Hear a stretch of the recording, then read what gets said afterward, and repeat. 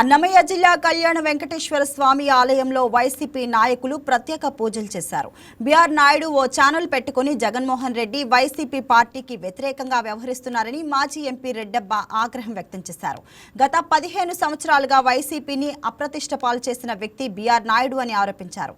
ఆయన రాసలీలు బయటకు వచ్చాయని వెంటనే టీటీడీ చైర్మన్ పదవి నుంచి తొలగించాలని డిమాండ్ చేశారు.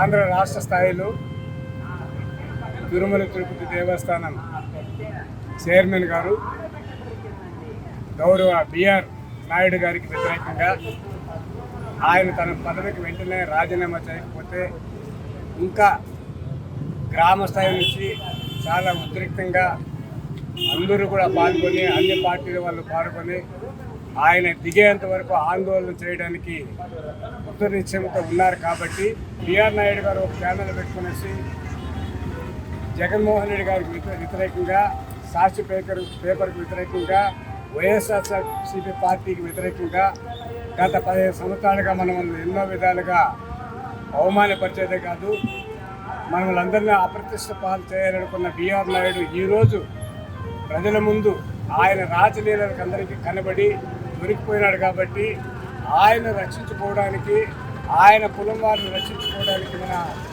ప్రస్తుత ముఖ్యమంత్రి చంద్రబాబు నాయుడు, ఆయన కుమారుడు లోకేష్ గారు పడుకున్న తాపత్రయం చూస్తుంటే మేమంతా మా సామాజిక వర్గం అంతా ఇట్లాంటి తప్పులు చేయడానికి ఉన్నాము. మీరు మమ్మల్ని ఏం చేయగలరు?